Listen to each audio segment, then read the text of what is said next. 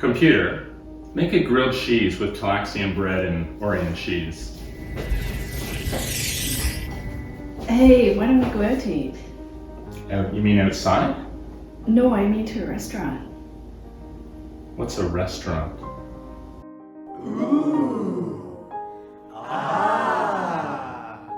Why do we eat food? It's for sustenance and survival, right?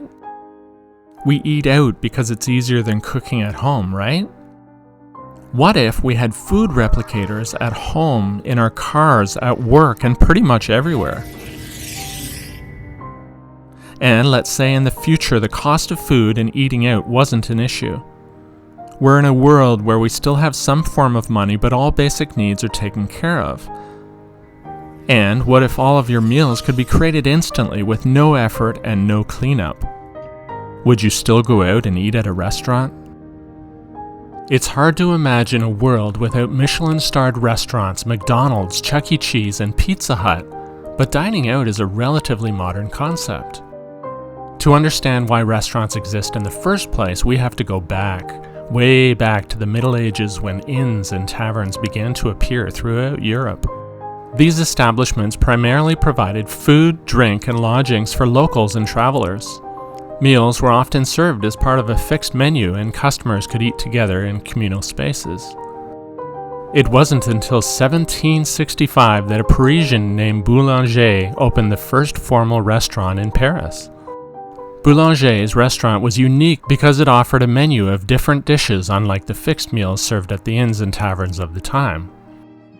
Boulanger's establishment became known as a restaurant, a term derived from the French word restaurateur, meaning to restore. The name reflected the restaurant's focus on providing nourishment that was intended to restore and invigorate the diners. One of the common reasons for eating out in the 1700s was that it was difficult and time-consuming to cook at home. Many at the time, especially those in urban areas, didn't have a stove or kitchen equipment. It was just easier to eat out. It was only 100 years ago that fast food chains started to appear. A&W in 1919, White Castle in 1921, KFC in 1930, McDonald's in 1940, Dairy Queen in 1940, In-N-Out Burger in 1948, Jack in the Box in 1951, Burger King, originally known as Insta-Burger King, in 1953, and Sonic, also in 1953. Since A&W started out as a root beer stand, White Castle is considered to be the world's first true fast food restaurant. Just thinking about those tender little White Castle burgers. With those little itty-bitty grilled onions that just explode in your mouth like flavor crystals every time you bite into one. Selling their hamburgers for only 5 cents a piece, White Castle pioneered the concept of providing quick, affordable, and consistent meals in a fast-paced setting. They focused on serving small, square-shaped hamburgers known as sliders, along with fries and other simple menu items. White Castle's success paved the way for other iconic chains like McDonald's, Burger King, and KFC that came shortly after. What's this? Your food. No. I just ordered. And now it's here. You sure? Restaurants are everywhere, in every form you can think of.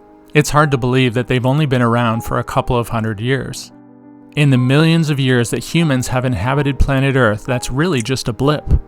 Trends change. There's no guarantee that restaurants will even still exist in 100 years from now. Look at drive-in movie theaters, which peaked in popularity in the 1950s with 4,000 drive-ins spread across the United States. That number today is only 321. Dining out is as popular today as it ever has been. Why is that?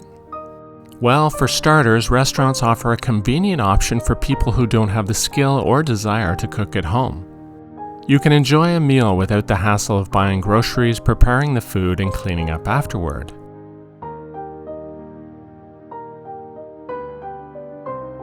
For busy individuals with demanding schedules, grabbing a burger at McDonald's can be a real time-saving option. It eliminates the need for meal planning, grocery shopping, and cooking, enabling people to focus on other priorities. But if you could replicate a slice of cheesecake that had the identical texture and taste of the real thing, why would you bother going to a restaurant to get it? Computer, 1 slice of New York cheesecake. In the Star Trek universe, food replicators can create virtually any type of food or beverage on demand. They work based on the concept of molecular replication and energy conservation. The replicator converts raw energy, typically in the form of matter and antimatter, into a highly focused energy beam. This energy is manipulated to reconfigure subatomic particles and rearrange them into the desired molecular pattern of the requested food or beverage. Smells like the real thing. Vast amounts of information are stored in the replicator's database about various food and drink recipes, allowing the replicator to accurately produce the desired item's taste, texture, and appearance.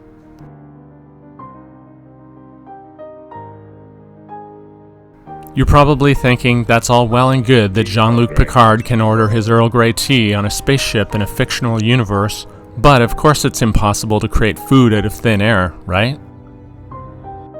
Well, according to Einstein, matter and energy are interchangeable, and this has been proven to be true in both directions. So it should be theoretically possible. The energy and computing power required would be enormous, but humans achieve what seem to be impossible all the time, like space travel and supercomputers in the palm of your hand. Will we see food replicators in our lifetime? Probably not in the form of creating food out of thin air, but it is very likely that our kitchens will include a food 3D printer that can be programmed to create nearly any meal you can think of. This technology is in the initial stages, but surely will advance quickly. In the last few years, 3D printing with plastic filament has become mainstream, but printing food is still in the initial stages. In 2006, NASA began exploring the concept of 3D printed food for astronauts during longer space missions. The idea was to provide astronauts with fresh meals while in space, such as pizza, which would be tastier compared to the traditional prepackaged meals they were used to. Columbia University is also actively involved in the field of 3D food printing with a dedicated research lab called the Creative Machines Lab. The lab has developed a food printer called the Foodini. The Foodini is designed to create complex and aesthetically pleasing food items by precisely depositing ingredients, layer by layer. The printer allows users to control the shape, texture, and composition of the food being printed. If I try to imagine what your kitchen will look like in 10 years, it might have an extra appliance that it doesn't have today, and that would be a food printer, or maybe it'll be a sexier name for it. But it allows you to do things you can't do today. In 2012, the first 3D printer bakery opened with the ability to design and print complex 3D food objects. The Sugar Lab combines advanced technology with the art of baking. Bakers and pastry chefs can create intricate and customized sugar decorations, sculptures, and even edible structures. We print them at about 1 per minute, so that's super fast. There's no other 3D food printing technology that can go at that speed.